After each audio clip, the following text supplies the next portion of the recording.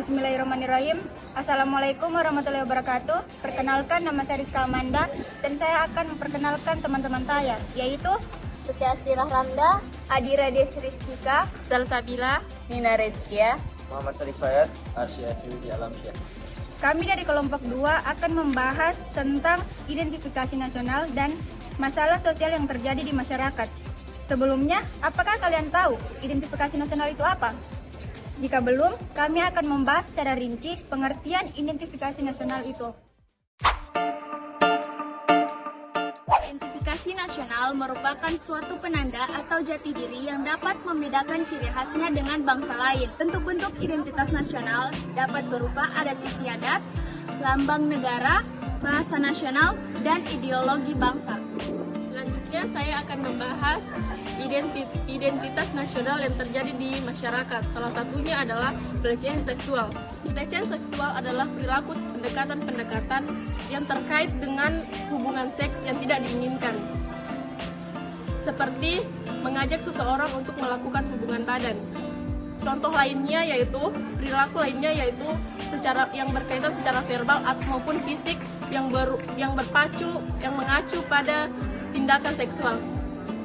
Sebelum itu, mari kita lihat artikel-artikel yang berhubungan langsung dengan pelecehan seksual. Seorang anak berusia 12 tahun diduga menjadi korban pemerkosaan yang dilakukan orang-orang terdekatnya selama bertahun-tahun. Seorang guru diduga melakukan pelecehan seksual terhadap 17 siswi di tempatnya mengajar. Jumlah korban pelecehan seksual terhadap anak di bawah umur di Kabupaten Lampung Tengah, Lampung bertambah menjadi 36 anak dari sebelumnya 22.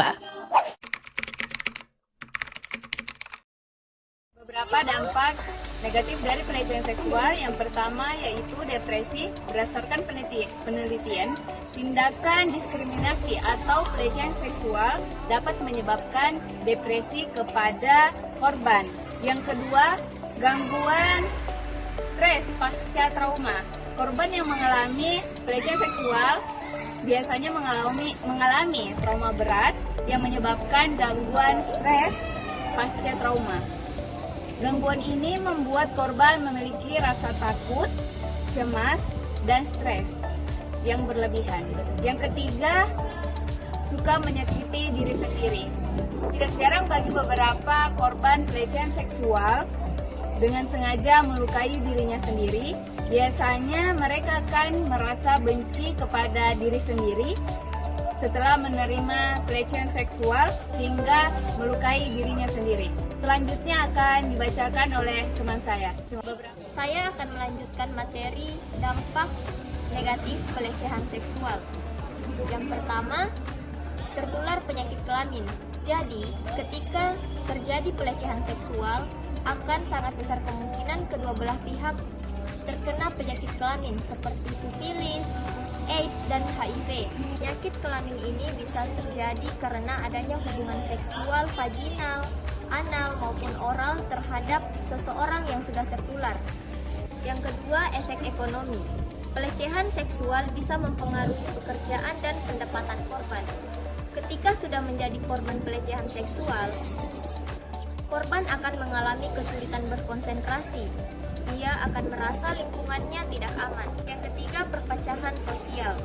Selain tertular penyakit dan mempengaruhi kehidupan ekonomi, korban akan dijauhi oleh masyarakat sekitar karena ia dianggap hina.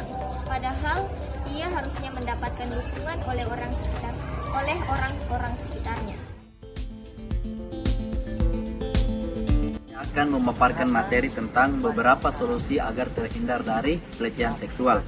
Di antaranya yang pertama yaitu hindari situasi yang berbahaya. Yang dimaksud dengan hindari situasi yang berbahaya ini yaitu kita harus menghindari situasi di mana situasi tersebut dapat membahayakan diri kita. Contohnya di lingkungan sekitar, yaitu di mana di lingkungan tersebut ada teman-teman yang atau mengkonsumsi obat-obatan yang terlarang, alkohol atau minuman-minuman keras lainnya, dan kita harus menjaga diri kita dari perbuatan atau perilaku tersebut, dan kita harus menjaga diri kita dari ajakan-ajakan teman yang membuat diri kita ini rusak. Yang kedua yaitu komunikasikan batasan dengan jelas. Saat kita berkomunikasi dengan seseorang, kita harus memberikan batasan-batasan atau komunikasi yang jelas. Dan komunikasi kita itu harus berbahasa dengan sopan, tegas, dan ramah, dan membuat orang tersebut dapat nyaman saat berkomunikasi dengan diri kita sendiri, dan hal tersebut sangatlah positif untuk diri kita dan orang tersebut. Dan yang ketiga yaitu bersikap tegas. Nah, bersikap tegas ini yaitu ketika kita memiliki nekat atau tujuan, kita harus memiliki ketegasan diri untuk mencapai tujuan tersebut tanpa mendengarkan perintah atau kata-kata atau pikiran-pikiran dari orang lain yang dapat mengubah tekad tersebut menjadi ke jalan yang tidak sesuai dengan apa yang kita inginkan. Maka dari itu kita harus bersikap tegas dalam berperilaku, dalam berperilaku keseharian kita. Terima kasih.